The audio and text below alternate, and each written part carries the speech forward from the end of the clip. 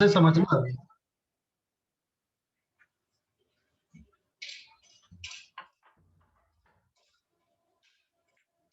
Formula derivation कैसे करना है, ठीक है।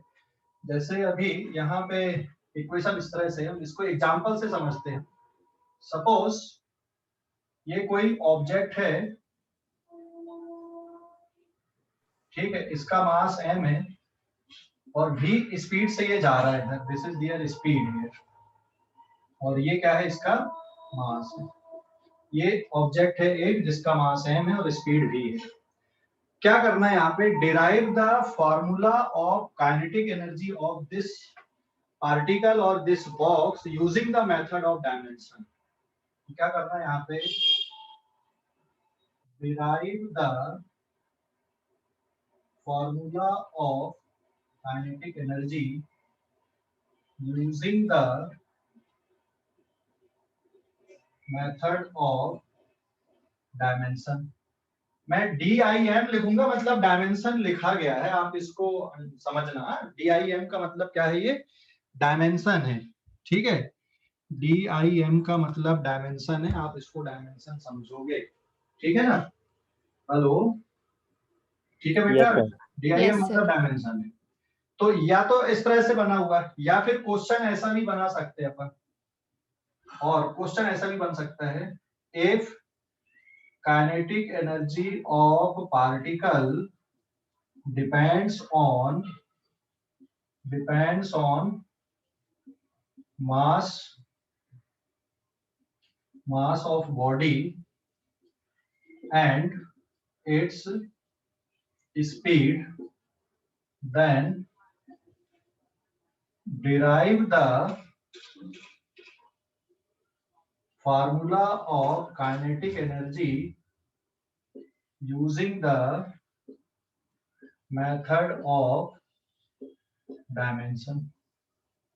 तो या तो क्वेश्चन ऐसा लिखा हुआ है, या फिर क्वेश्चन इस तरह से दिया रहता है ऐसा, या तो आप इसको ऐसे एसेस कर लो या इस तरह से समझ लो क्वेश्चन को, ठीक है। समझ गए क्वेश्चन, समझ गए कि नहीं? हेलो, क्वेश्चन समझ गए? हाँ, बट मैंने ये एग्जांपल इसलिए लिया क्योंकि you know the formula of kinetic energy. क्या होता है काइनेटिक एनर्जी का फार्मूला? हाफ m² होता है।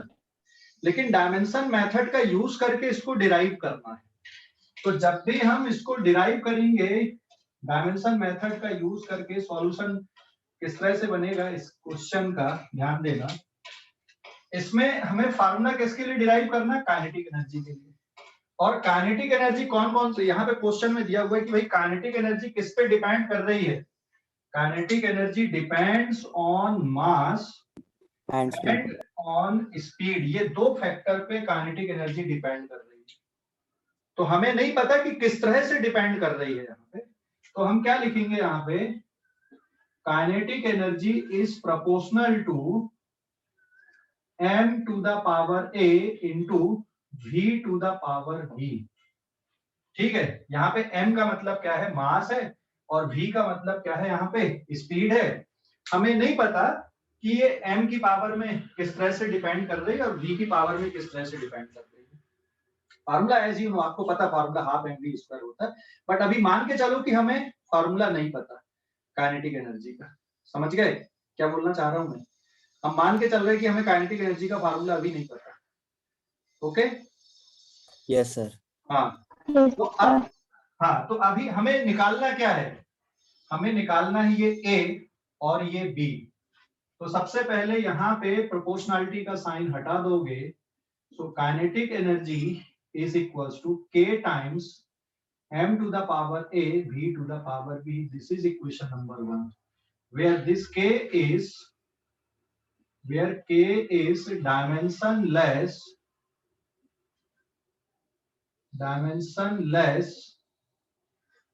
कांस्टेंट। CONST का मतलब कांस्टेंट है। ये डायमेंशन लेस कांस्टेंट है, मतलब डायमेंशन का जब हम लोग कैलकुलेशन करेंगे तो इसका कोई यूज नहीं आने वाला है। तो जब भी हम प्रोपोर्शनलिटी का साइन हटाते हैं ना, तो कोई कांस्टेंट लगाते कि नहीं, पढ़े हो ना? Yes sir. तो जब भी हम कोई प्रोपोर्शनलिटी का साइन हटाएंगे तो एक कांस्टेंट जरूर लगाना पड़ता है, भले वो कांस्टेंट 1 क्यों ना हो। कुछ भी हो सकता है। तो यहाँ पे ये k क्या है, डायमेंशन लेस कांस्टेंट है। This k is dimension less constant. Okay, hello, समझ गया Yes, बेटा? sir. Yes, sir. नेक्स्ट, अब हमें इनके डायमेंशनल फार्मूला चाहिए। What is the dimensional formula of kinetic energy? M1 L2 T minus 2. So therefore यहाँ पे हम क्या लिखेंगे अब, dimension of kinetic energy by principle of homogeneity equals to क्या होना चाहिए, dimension of k into m to the power a into v to the power b। ऐसा आएगा ना? ये स्टेप कहां से लिख दिया मैंने, बता सकते हो क्या? ये स्टेप क्यों लिख दिया, बता सकते हो? हेलो, ये step dimension of kinetic energy, देखो ये इक्वेशन तभी वैलिड है जब काइनेटिक एनर्जी की डायमेंशन ये पूरे टर्म की डायमेंशन के इक्वल होना चाहिए, हाँ या ना? Yes, sir.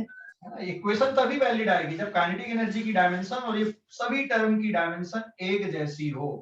अगर By ये principle of डायमेंशन एक जैसी, homogeneity. हाँ बोलो।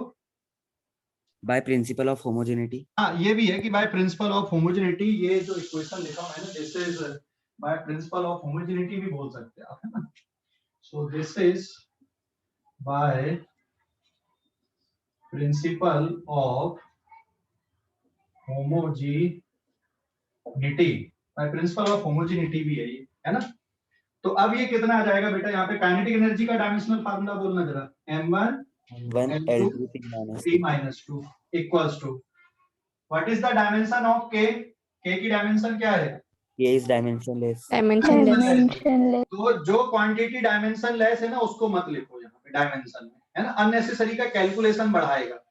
अगर तुम लिखते भी हो कि k डायमेंशन लेस है तो m to the power 0, l to the power 0, t to the power 0, फिर m की डायमेंशन m की पावर 1 पूरे की पावर a आ जाएगा, और v की डायमेंशन क्या हो गई, l की पावर 1, t की पावर कितना, -1, Minus 1. पूरे की पावर b लिखोगे, हाँ या ना? Yes, sir. तो मैं ये बोल रहा हूँ कि ये लिखा रहे या ना लिखा रहे कोई फर्क नहीं पड़ेगा, इसलिए लिखो ही मत इसको, अननेसेसरी का कैलकुलेशन बढ़ाएगा ये, लिखो ही मत उसको। जो डायमेंशन लेस है ना उसको लिखो ही मत। So that is equals to m to the power 1 पूरे की पावर a, और v की डायमेंशन हो गई l to the power 1 t to the power 1 पूरे की पावर b। तो यहाँ पे ये वाला जो टर्म है ये है m की डायमेंशन और ये है पूरा v की डायमेंशन, समझ गए ना? k डायमेंशन लेस है इसलिए उसको लिखने की जरूरत नहीं है, समझ गए? Hello, Yes, sir. कोई डाउट यहाँ पे किसी को, कोई डाउट? No, sir. ठीक No है, doubt, अभी sir. इसको, हाँ अभी No, इसको और सिंप्लीफाई करते बेटा हम लोग, इसको और सिंप्लीफाई अगर कर दें तो मैं इसको ऐसा लिख देता हूँ, m to the power 1, l to the power 2, t to the power -2, यहाँ पे m to the power 1 into a, l to the power 1 into b, t to the power -1 into b, थोड़ा और लिखते हैं, m to the power 1, l to the power 2, t to the power -2, m to the power a, l to the power b, t to the power -b। समझ गए? Hello, Yes, sir. अरे बोलो, Yes, sir. समझ गए कि नहीं? Yes, sir. Yes, sir. अच्छा, अब क्या करोगे, अब फाइनली बताओ जरा, यहां तक स्टेप आ गई आपकी, अब क्या करोगे इसके बाद? ये लेफ्ट साइड की इक्वेशन है और ये राइट साइड की इक्वेशन है, तो अब क्या करना पड़ेगा? बेस सेम है तो पावर भी सेम रहेंगी। हाँ, बेस सेम है मतलब पावर भी सेम है। लेफ्ट हैंड साइड में जो बेस m है और इधर भी वही है, तो पावर भी सेम होनी चाहिए। मतलब a और a की वैल्यू कितनी आ गई, देख के बताओ जरा, what is the value of a? 1. 1. And what is the value of b? 2. 2. निकल गया कि नहीं? ये कांस्टेंट Yes, sir. निकल गए आपके यहाँ पर के, a की वैल्यू 1 और b की वैल्यू 2, है ना? स्क्रीनशॉट लो इस पेज का, फिर आगे बढ़ते हैं। स्क्रीनशॉट लो जल्दी से, स्क्रीनशॉट ले लो, ले लिए? Yes, sir. मैं यहाँ पर का पोर्शन मिटा देता हूँ, ये वाला, है ना?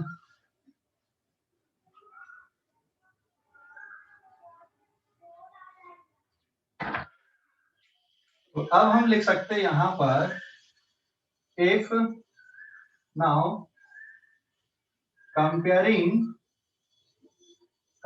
the power of same base वाली पावर को कंपेयर कर लो। तो m की पावर को कंपेयर कर रहे हो, तो m से m की पावर अगर आप कंपेयर करोगे तो m to the power 1 equals to m to the power a, this implies that 1 equals to a। ऐसे ही अभी l to the power 2 है और यहाँ पे l to the power b है, इसका मतलब b की वैल्यू भी निकल के आ गई, कितनी आ गई 2। दोनों ही निकालना था a और b, और t से भी निकालोगे तो यही आंसर मिल रहा है यहाँ पे, है ना। t से भी निकालने पे यही आंसर मिल रहा है ना, है ना? Yes. Yes sir. t से भी निकाल रहे तो सेम आंसर आ रहा है। क्या आ रहा है यहाँ पे देख लो, t की पावर यहाँ पे -2 इज इक्वल टू t की पावर b है, नहीं सॉरी -b है इस, इसका मतलब -2 इक्वल टू -b, कुछ भी करो आंसर तो वही आ रहा है। So therefore a is equal to 1, b is equal to 2। तो काइनेटिक एनर्जी किसके बराबर आ गई?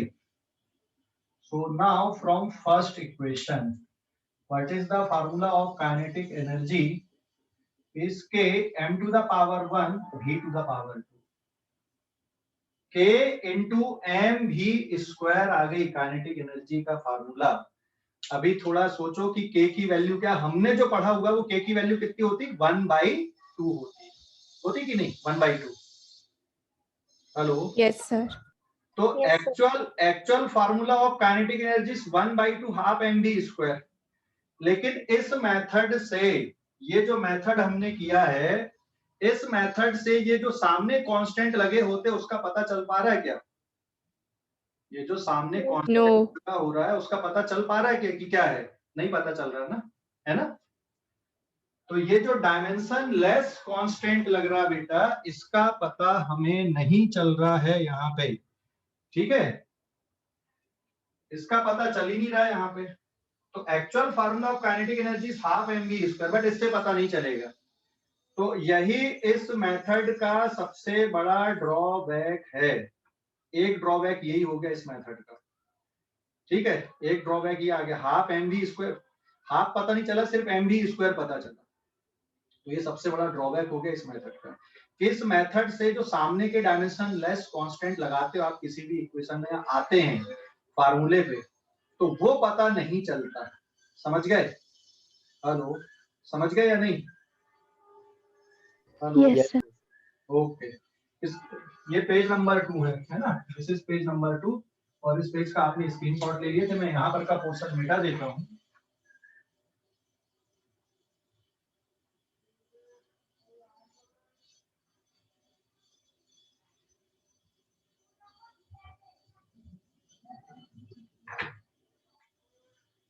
Since kinetic energy will be k into m to the power a v to the power b, this is equation number 1, and k is constant, मतलब dimension less constant, है ना। So therefore kinetic energy का formula क्या आ गया? k times m to the power 1 v to the power 2। तो ये answer आ गया यहाँ पे, this is the answer. But what is the actual formula of kinetic energy? Half mv square. Actual formula of kinetic energy will be half mv square। तो basically therefore जो dimension less constant है वो कौन सा है? Half है। पर ये प्रेडिक्ट नहीं कर सकते। अगर मान लो आपको पहले से काइनेटिक एनर्जी का फार्मूला नहीं पता होता तो क्या k की वैल्यू 1/2 तुम लोग लिख पाते या सोच पाते? No. नहीं सोच पाते हैं ना, अगर हमें पता ही नहीं है कि भाई ये k की वैल्यू कितनी होनी चाहिए। तो ये फार्मूला आपको क्योंकि पहले से पता था इसलिए आपने k की वैल्यू बना दी है यहाँ पे, लेकिन पहले से नहीं पता होता तो आप कहाँ पे अटक जाते? Kinetic energy is equal to k into m to the power 1 v to the power 2, वहां पे अटक जाते, ठीक है। तो ये एक ड्रॉबैक आ गया इस मेथड का। ओके, स्क्रीनशॉट लो इस पेज का, ठीक है, स्क्रीनशॉट लो Excuse जल्दी। me sir. हाँ बोल। सर तो ये अभी हमने जो फॉर्मूला डिराइव किया वो फिजिकली करेक्ट है क्या? नहीं, ये फार्मूला यहाँ पे इतने पे हमको k की वैल्यू नहीं पता, तो आप फिजिकली करेक्ट बोलोगे, k is dimension less constant बोला गया बस, ठीक है। अगर मैं सिर्फ mb स्क्वायर लिख देता तो वो फिजिकली इनकरेक्ट होता, डायमेंशनली करेक्ट है, लेकिन k है, k क्या हो सकता है नहीं पता ना, 1/2 भी हो सकता है, यस और नो? Yes, sir. हाँ, k तो अननोन क्वांटिटी है, 1/2 हो सकता है, पाई हो सकता है, कुछ भी हो सकता है, कोई भी नंबर है। तो this formula is dimensionally correct, it may be physically correct, समझ गया ना, it may be physically correct. Hello? Yes, sir. हाँ, लेकिन इसमें एक और बात मैं जोड़ूंगा कि अगर कोई फार्मूला डायमेंशनली इनकरेक्ट होता है तो डेफिनेटली वो फार्मूला कैसा होता है, फिजिकली भी Incorrect. करेक्ट होता है। हाँ, फिर तो ये एक चेक करने का तरीका है भाई, आप कोई फार्मूला डिराइव किए, पहले डायमेंशन चेक कर लो दोनों तरफ बराबर आ रही कि नहीं आ रही। अगर दोनों तरफ की डायमेंशन बराबर आ रही हैं, इसका मतलब वो फार्मूला कैसा होगा आपका, करेक्ट आपने डिराइव किया। लेकिन अगर लेफ्ट साइड और राइट साइड की डायमेंशन आपकी बराबर मैच नहीं कर रही है, इसका मतलब आपके डेरिवेशन में कुछ ना कुछ गड़बड़ है, ठीक है, समझ गए? Yes, sir. ओके, अगले पेज पे आ रहा है, स्क्रीनशॉट लो इस पेज का, अगले पेज पे जा रहा है, स्क्रीनशॉट ले लो जल्दी से, ले लिए?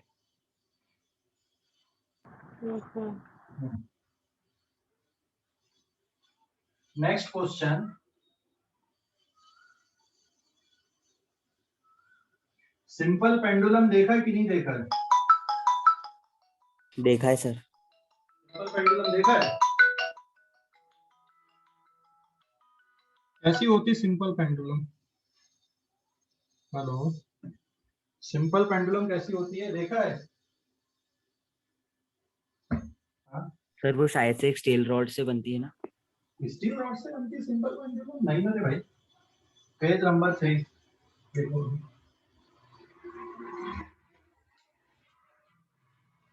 ठीक है, देखो मैं बता रहा हूँ।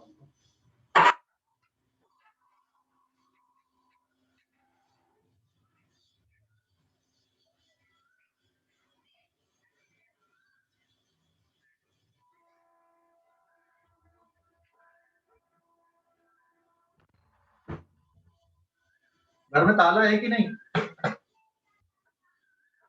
हेलो, है सर। ताला है कि नहीं है? रस्सी भी होगी घर में। हाँ सर।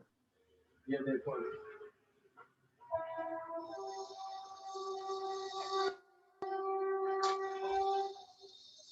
ये बन गई सिंपल पेंडुलम, ठीक है।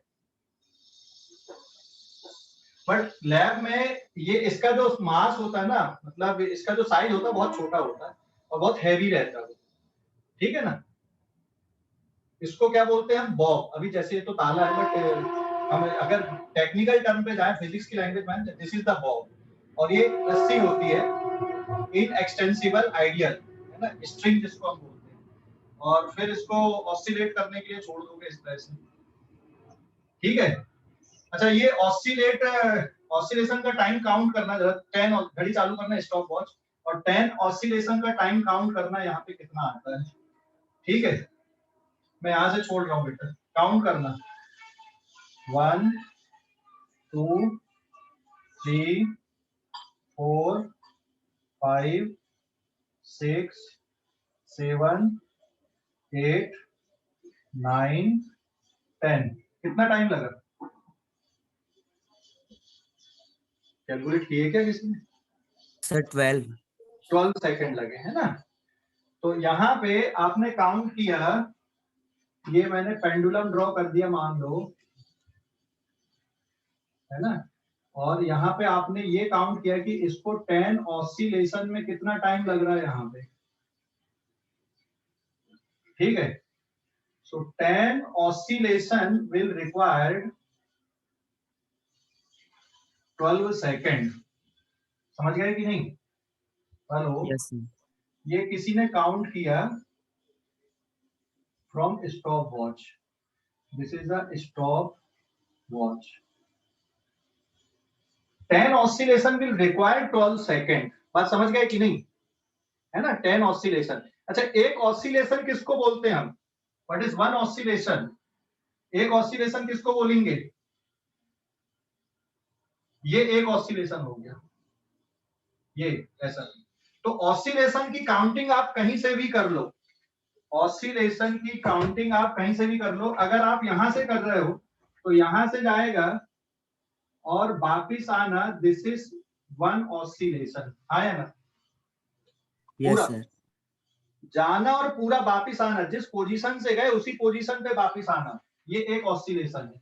आप यहां से भी काउंट कर सकते हो, यहां से जाना फिर वापिस आना तक और फिर यहाँ पे आना, ये भी एक ऑसिलेशन कहलाएगा। थ्रू आउट द पाथ आप काउंटिंग यहां से भी कर सकते हो। यहां से अगर आपको काउंटिंग करना है कि भाई यहां से अगर मैं ले जाऊं तो ये इधर जाएगा और फिर वापिस आएगा, ऐसे। This is also one oscillation. Even बीच में से कहीं से भी काउंट कर दो, ठीक है ना? तो वन ऑसिलेशन का मतलब समझ गया बेटा? सर वॉइस बहुत अटक रही है। नहीं ना, मेरे तरफ से तो बराबर है। वन ऑसिलेशन का मतलब समझ गए या नहीं? हाँ sir. Yes sir. Yes sir. कोई डाउट अभी वन ऑसिलेशन पे? कोई डाउट किसी को? नहीं है ना? वन ऑसिलेशन पे कोई डाउट है? No sir. ओके, तो what is time period? Time period का मतलब क्या है यहाँ पे? What is the meaning of time period? तो time period of simple pendulum किसको बोलोगे? Time period, it is denoted by capital T here, या फिर कुछ और सिंबल लिखना पड़ेगा। चलो अभी मैं इसको इस सिंबल से डिनोट कर दे रहा हूँ यहाँ पे, टाउ लेटर।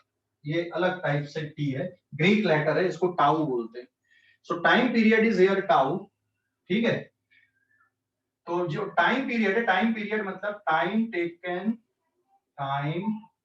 टेकन और time interval for one oscillation. एक ऑसिलेशन में जो टाइम लगता है उसको टाइम पीरियड हम लोग बोलते हैं। क्लियर हो गया कि नहीं? हेलो, टाइम पीरियड का मतलब समझ गए? टाइम पीरियड का मतलब यस सर। हाँ, एक ऑसिलेशन में जो टाइम लगेगा। तो अभी हमने जो एक्सपेरिमेंट किया था ये कि भाई यहाँ पे 10 ऑसिलेशन में 12 सेकंड लगा। This is our experiment. घर पे भी कर सकते हो, कोई आपको लैब की जरूरत नहीं इसके लिए, है ना? ये सिंपल पेंडुलम घर पे बना सकते हैं। तो यहाँ पे 10 ऑसिलेशन 12 सेकंड में हुए, तो what is the time period of one oscillation? 1.2 second. 10 क्या है यहाँ पे? This is number into oscillation is equal to this is total time, बराबर है? तो टाइम पीरियड किसके इक्वल आ गया बेटा यहाँ पे? Time period is equal to total time divided by number of oscillation. It is total time divided by number of oscillation. Clear हो गया बेटा? तो टोटल टाइम लग रहा है, कितना सेकंड लगा था? 12 second divided by 10। Answer is 1.2 second पर ऑसिलेशन। आप ऐसा लिख दो, that is called the time period, है ना? ये टाइम पीरियड है, मतलब 1.2 सेकंड लगेंगे इसके ऑसिलेशन के लिए। समझ गए कि नहीं? Yes sir. हाँ सर। किसी को डाउट इस पे? टाइम पीरियड का मतलब समझ गए? समझ गए ना? यस। हाँ, तो नंबर ऑफ ऑसिलेशन, तो एक बात ध्यान दो, यहाँ पे number into time period, number of oscillation into time period is equal to total time, है ना? तो ये ध्यान देना। या फिर time period is equal to total time divided by number of oscillation. और एक और टर्म यूज किया जाता है, फ्रीक्वेंसी। फ्रीक्वेंसी का मतलब क्या होता है बता सकते हो क्या? What is the meaning of frequency?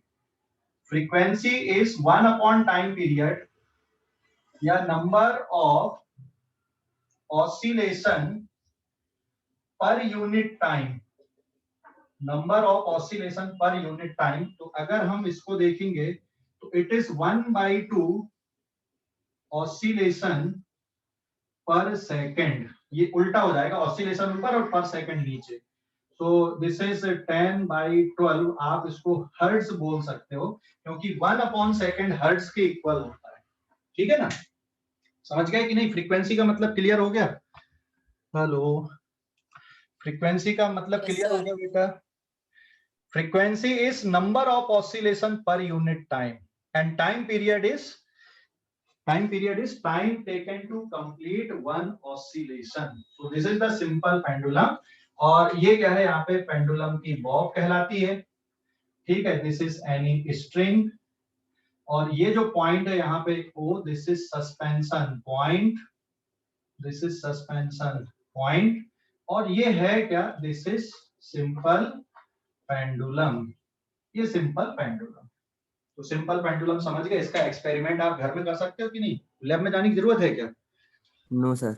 नहीं, ये घर में कर सकते हो, है ना एक्सपेरिमेंट। ओके, स्क्रीनशॉट लो इस पेज का, स्क्रीनशॉट ले लो जल्दी से, ले लिए? स्क्रीनशॉट लो इस पेज का। सर हाँ बोलो। सर वो H2 क्या है? H2 क्या है सर? लिखा हूं मैंने। अच्छा, ये H2 नहीं है, हर्ट्ज हर्ट्ज हर्ट्ज, HZ 1/सेकंड किसके इक्वल होता है?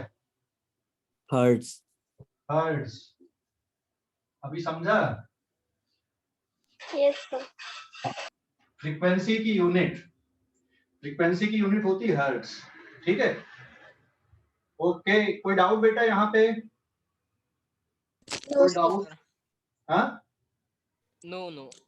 ठीक है, स्क्रीनशॉट लो इस पेज का। आगे बढ़ते हैं। अब मैं आ रहा हूँ कि अब इसका टाइम पीरियड का ना फार्मूला डिराइव करते हैं हम लोग। अभी स्क्रीनशॉट ले लो जल्दी से, ठीक है? ले लिया सर।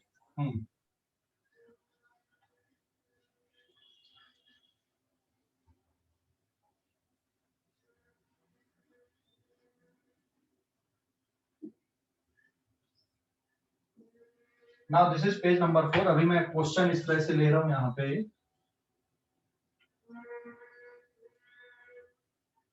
क्वेश्चन ये है, if time period of simple pendulum, time period के लिए सिंबल लिख दे रहे, time period capital T of simple pendulum, simple pendulum depends on mass of bob, length of string and acceleration due to gravity g, then find या derive the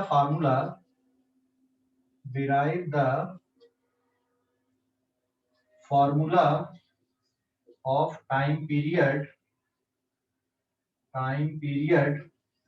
using the method of dimension, dimension method का use करके अब आपको क्या करना है, यहाँ पे कैलकुलेशन करना है। समझ गए ना? डायमेंशन मेथड का यूज करके फार्मूला निकालना, फार्मूला डिराइव करना है। क्वेश्चन समझ गए?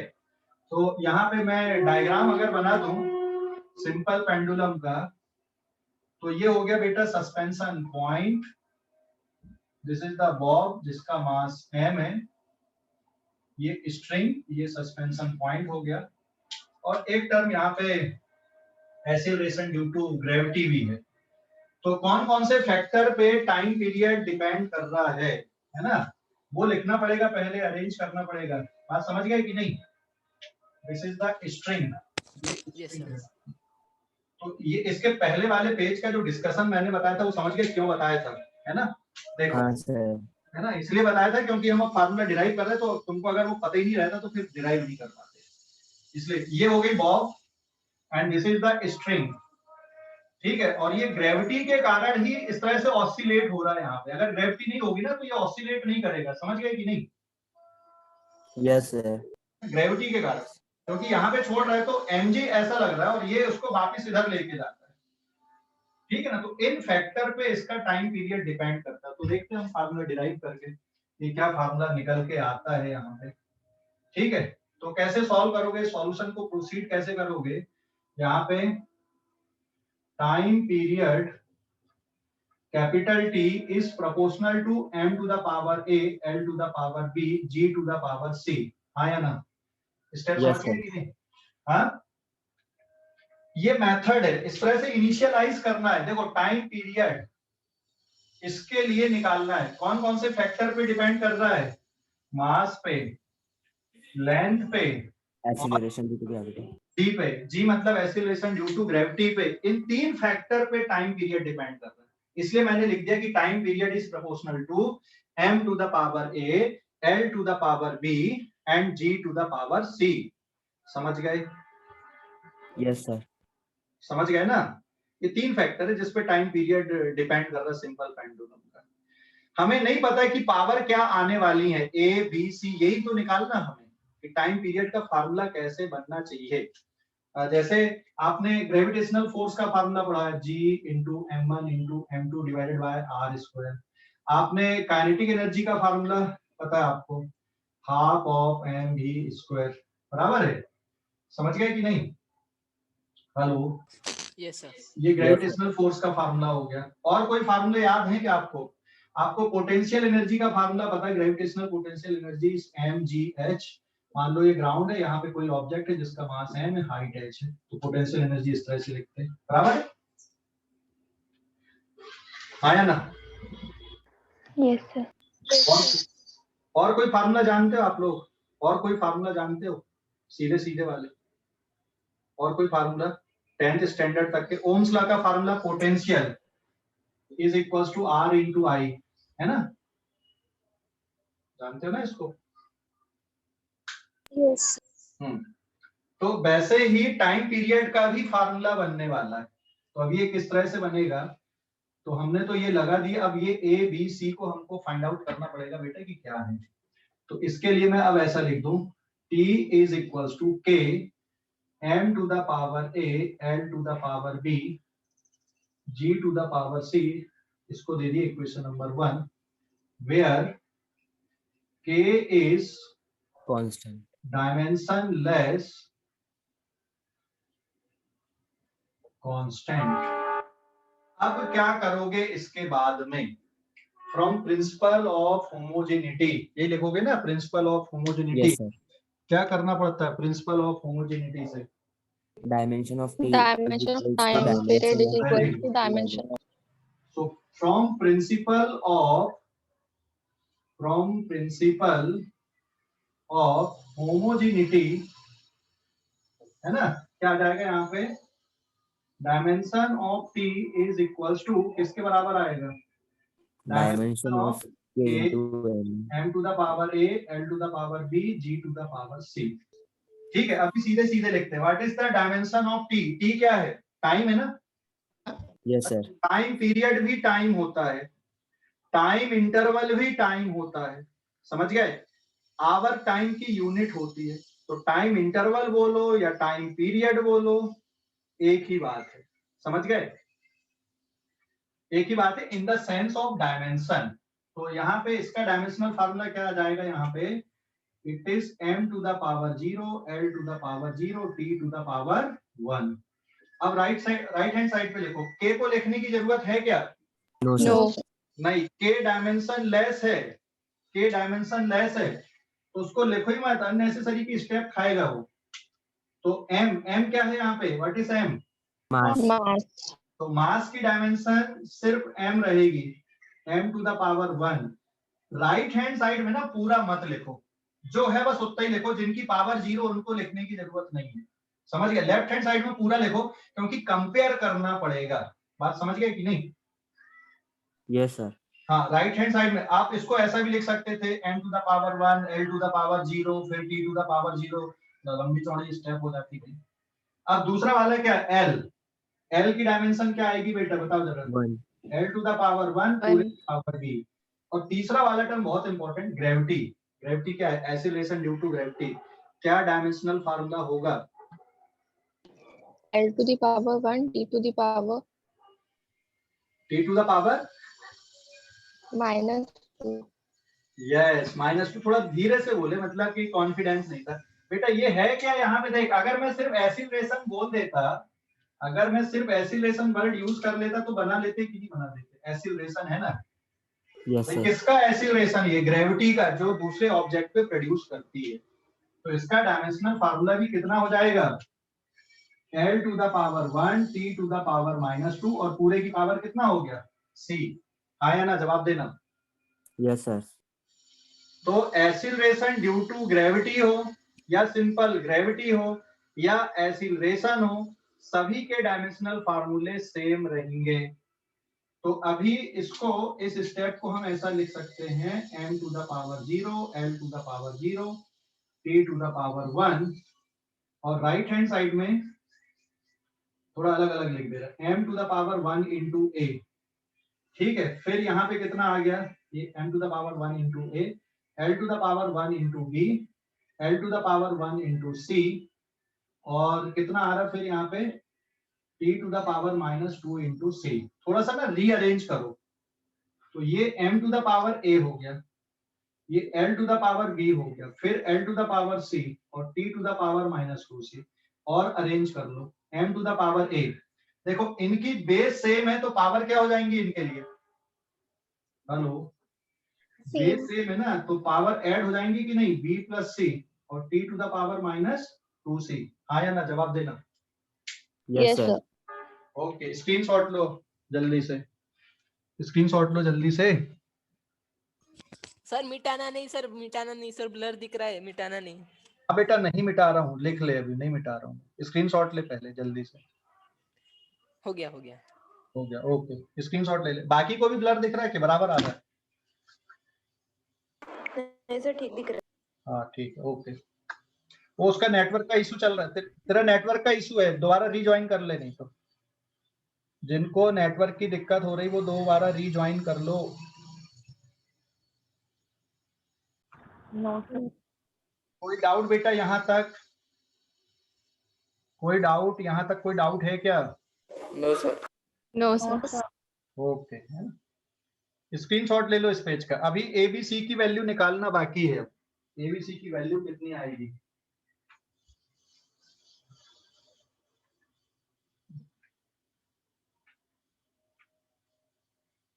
किसी ने निकाला क्या एबीसी की वैल्यू? किसी ने फाइंड आउट किया? Yes sir. कितना है बताओ? Sir a is equals to 0, b plus c is equals to 0 and c is equals to 3. ठीक है, तो आपके पास में क्या है? m to the power 0, l to the power 0, t to the power 1, और राइट साइड पे m to the power a, l to the power b plus c, t to the power -2c। Now comparing the power of same base, power of same base वाली powers को compare कर लेना अभी, है ना?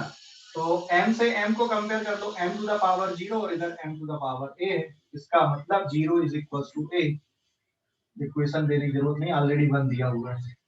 फिर l to the power 0 और l to the power b plus c है, यहाँ पे गाड़ी फंस गई क्योंकि 0 is equal to b plus c है, एंड ये एंड लिखा हूँ,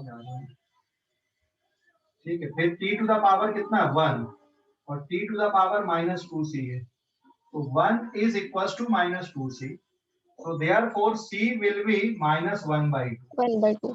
हाँ, c की वैल्यू 1/2 आ गई है ना, -1/2। तो अब इससे b की वैल्यू निकल जाएगी, and b plus c equal to 0 होने के कारण b प्लस c की जगह पे -1/2 is equal to 0। This implies that b is equal to +1/2। तो आपने ये तीनों निकाल लिए, है ना? एबीसी की वैल्यू निकल के आ गई। This is page number 6। अब मैं इधर का सब मिटा देता हूं।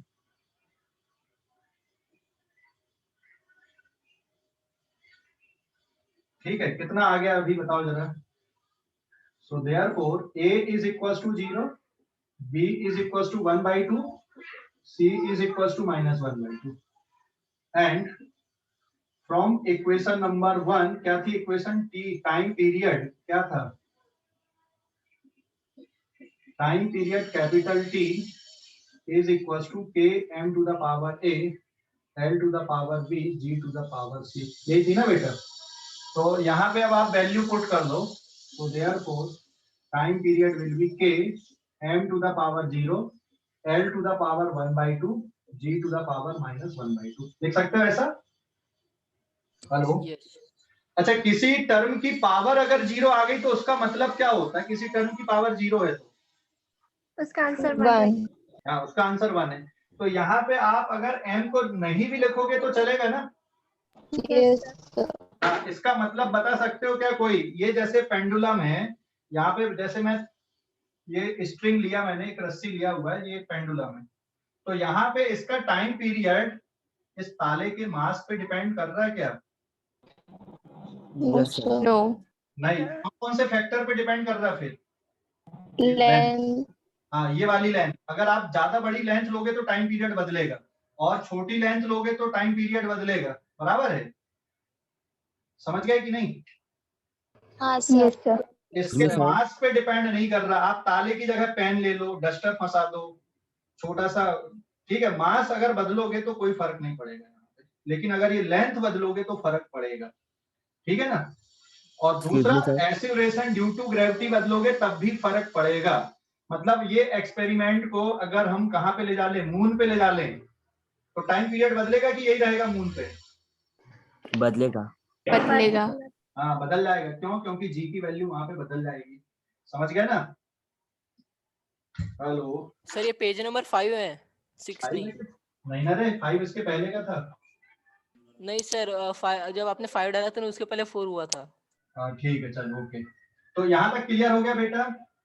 तो time yes sir. Period will be k m to the Yes, sir. Power 0, मतलब उसको लिखने की जरूरत नहीं है, l to the power 1/2 into, इसको डिनोमिनेटर में लिख दूं चलेगा कि नहीं?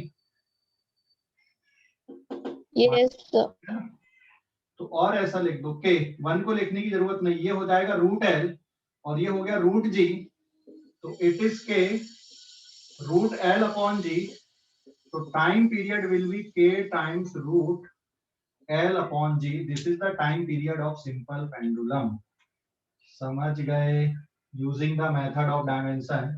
लेकिन ये k की वैल्यू यहाँ पे नहीं पता, but actual value of k is 2 pi here. तो एक्चुअल में जो वैल्यू है ना वो 2 पाई है, बट अभी तुमको भी नहीं पता, क्योंकि ये फार्मूला तो तुम पहली बार देख रहे हो कि ऐसा होता है। समझ गए ना? Yes sir. काइनेटिक एनर्जी में 1/2 पता था, ये 2 पाई तुमको भी नहीं पता। तो ये जो 2 पाई है ना बेटा, जब हम ये चैप्टर पढ़ते पूरा ऑसिलेशन वाला, वहां पे 2 पाई का पता चलता है कि कैसे आता है, इस मेथड से पता नहीं चलेगा, ठीक है? तो ये इसका ड्रॉबैक है। आप एक मतलब एक मोटा मोटा अंदाज यहाँ पे आप लगा लेते हो, मतलब लगभग पूरा डेरिवेशन तो कर लेते हो, लेकिन ये जो डायमेंशन लेस कांस्टेंट बैठ जाता है यहाँ पे, इसके बारे में हमको पता नहीं चल पाता है। ओके, स्क्रीनशॉट लो इस पेज का, जरा स्क्रीनशॉट लो जल्दी से, ले लिए? Yes. Yes, sir. So finally, what is the time period of simple pendulum using the method of dimension? ये निकल के आ गया, और एक्चुअल फार्मूला यहाँ पे रहता है, दिस इज पेज नंबर 6,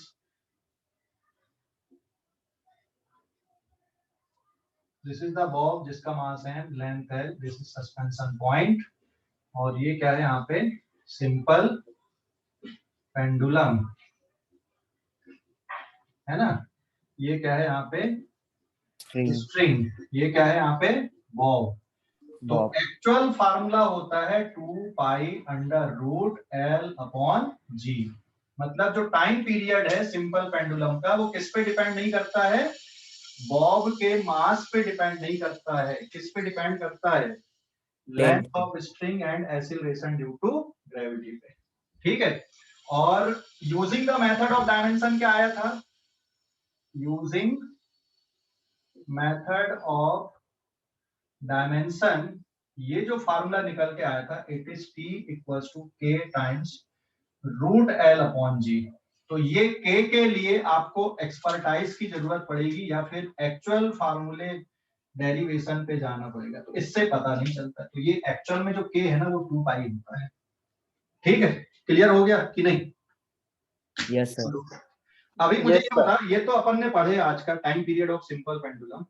क्या तुम अपने घर पे एक्सीलरेशन ड्यू टू ग्रेविटी की वैल्यू पता कर सकते हो कि कितनी होगी? अपने घर पे, घर के ही अपार्टस लेके, मतलब आपको लैब में जाने की जरूरत नहीं है, घर में ही आप एक्सीलरेशन ड्यू टू ग्रेविटी की वैल्यू पता कर सकते हो क्या इस मेथड से, इस फार्मूले से? Yes, sir. कैसे सर करोगे? एवरेज फाइंड कर सकते हैं, क्या बेटा? मतलब बिल्कुल एक्यूरेट फाइंड नहीं होगी ना सर? हाँ, एक्यूरेट तो फाइंड नहीं होगी, लेकिन एक्यूरेसी के लिए थोड़ा और, मतलब आपको लेबोरेटरी वाले इंस्ट्रूमेंट पे जाना पड़ता है। ठीक है, एक्यूरेसी के लिए लेबोरेटरी वाले इंस्ट्रूमेंट पे जाना पड़ता है, एकदम ऐसे पता नहीं चलेगी। लेकिन अगर मैं इस फार्मूले को लिख दूं यहाँ पे, since t equals to 2 pi root L upon G, तो यहाँ पे t square is equals to 4 pi square L upon G. तो g इज इक्वल्स टू किसके बराबर हो जाएगा?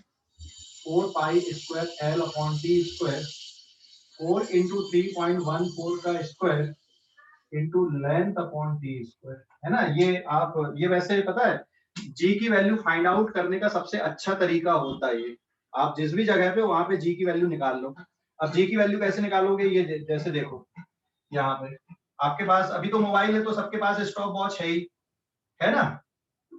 तो यहाँ से सस्पेंशन पॉइंट से यहाँ तक की लेंथ ले लेना, इसकी सेंटर ऑफ ग्रेविटी तक, और फिर स्टॉप वॉच से 10 ऑस्सिलेशन की टाइम काउंट कर लेना। उससे क्या निकल जाएगा? टाइम पीरियड निकल जाएगा। और ये वाली लेंथ किससे मेजर कर लोगे? स्केल से मेजर कर लोगे। घर में ये स्केल तो है ही सभी के पास में, ज्योमेट्री बॉक्स वाली। तो यहाँ से स्केल से ये वाली लेंथ मेजर कर लेना सेंटर ऑफ ग्रेविटी तक। समझ गए ना? Yes sir. और Yes, आज sir. करके देखना आप ये, ठीक है? आज ये एक्सपेरिमेंट करके देखना और ये वैल्यू मेजर करके बताना कितना आता है, जी की वैल्यू यस लगभग सर।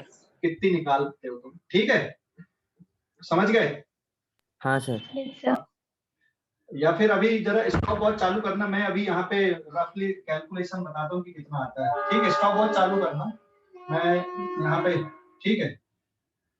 1 2 3 4 5 6 7 8 9 10। कितना टाइम लगा? कितना टाइम आया? सर फिर से 12 सेकंड ही आए। अरे 12 सेकंड आया फिर से क्या? ठीक है, देखते हैं अभी ये कितना है। ये हो गया 15 सेंटीमीटर, 30 सेंटीमीटर और लगभग 8 38, लगभग ये 40 सेंटीमीटर है लेंथ। तो हमने जो यहाँ पे एक्सपेरिमेंट किए, लेंथ इज नियरली 40 सेंटीमीटर और टाइम पीरियड, मतलब टोटल टाइम कितना लगा यहाँ पे? Total time is 12 second in 10 oscillation. So time period will be total time upon number of oscillation, 12 divided by 10, it is 1.2 second. तो यहाँ पे g की वैल्यू निकाल के देखना जरा कितनी आती है g की वैल्यू।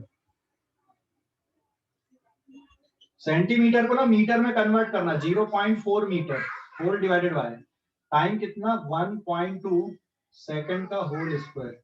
तो रफली ये आंसर कितना आ रहा है देखो, मोबाइल से कर लो कैलकुलेट, देख लो कितना आ रहा है। कितना आ रहा है बेटा? देखो मोबाइल से कैलकुलेट करके कितना आया। हेलो, कितना आया? देखिए कैलकुलेशन कितना आया? लगभग 4 into 3.14, 4 into 3.14 into 0.4 equals to this divided by 1.2,